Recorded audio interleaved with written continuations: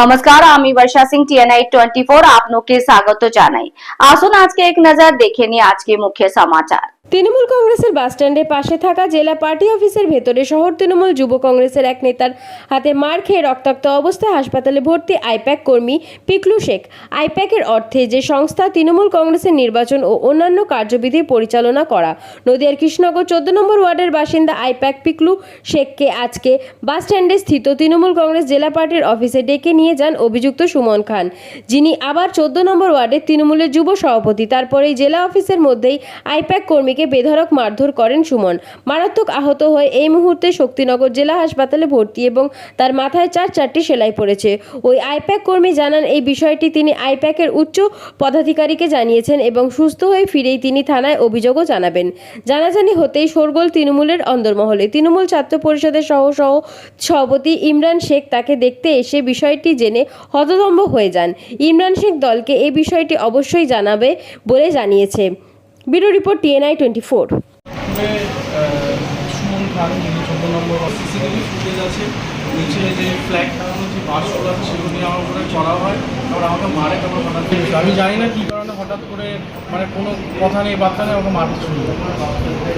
আইপ্যাকের কর্মীকে বেধড়ক মারধর করেছে, অভিযোগটা তৃণমূল ওয়ার্ড যুব সভাপতির বিরুদ্ধে। কীভাবে দেখছেন? এবার সম্পূর্ণ ব্যাপারটা আমি জানতাম না। সবথেকে বড়, এখন ভোটের সময় আমি প্রচারে ছিলাম, আমাকে হট করে ফোন করলো। ওটা অ্যাকচুয়ালি আমার মামার ছেলে হয়, কিন্তু সবথেকে বড় কথা মামার ছেলে হলেও কিন্তু আমার সাথে খুব একটা টাচে থাকতো না। কিন্তু হঠাৎ করে ফোন করলো, বললো দাদা এই ঘটনা, আমাকে মেরেছে কয়েকজন। ও তখনও কিন্তু কনফার্ম করতে পারিনি যে আদেও ওরা যুব সভাপতি বা কিছু। পরে গিয়ে কনফার্ম করতে পারছে যে ওরা তৃণমূলের দলের সাথে যুক্ত বা এরকম কিছু। কিন্তু এই সম্পূর্ণ ব্যাপারটা আমি খতিয়ে মানে আমি এখনও টোটাল ডিটেলস জানি না। তবে আমি একটাই কথা বলতে জানাবেন, এভাবে মারলো? অবশ্যই জানাবো।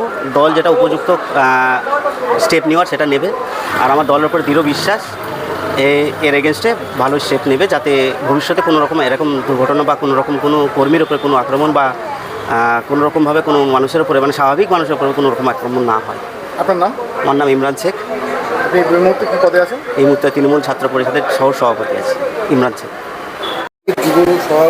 আইপ্যাকের কর্মীকে তৃণমূলের যুব সভাপতি, ওয়ার্ডের ব্লক সভাপতি মারধর করেছে, সেলাই করেছে, বিষয়টা আপনাদের প্রতিক্রিয়া? দেখুন, প্রতিক্রিয়া বলতে তৃণমূল কংগ্রেস তো কোনো রাজনৈতিক দল না।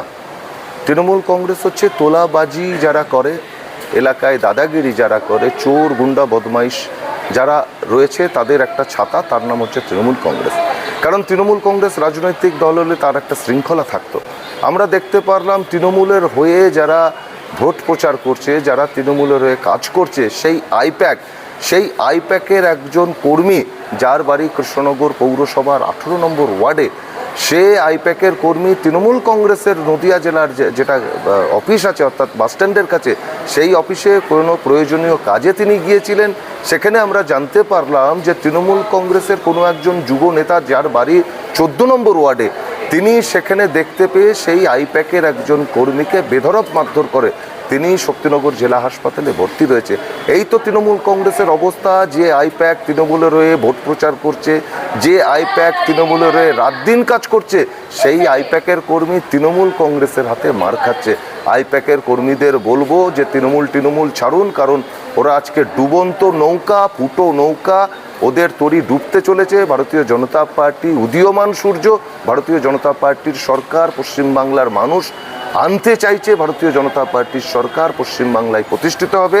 আইপ্যাক ছাড়ুন, ভারতীয় জনতা পার্টিতে আসুন। কাঁধে কাঁধ মিলিয়ে এই অযোগ্য অপদার্থ, এই তোলাবাজ পার্টি তৃণমূল কংগ্রেসকে বঙ্গোপসাগরে ছুঁড়ে ফেলার জন্যে আপনারাও আমাদের সাথে সামিল হন। নাম? সন্দীপ মজুমদার, মিডিয়া কনভেনার, নদী জেলা উত্তর, ভারতীয় জনতা পার্টি।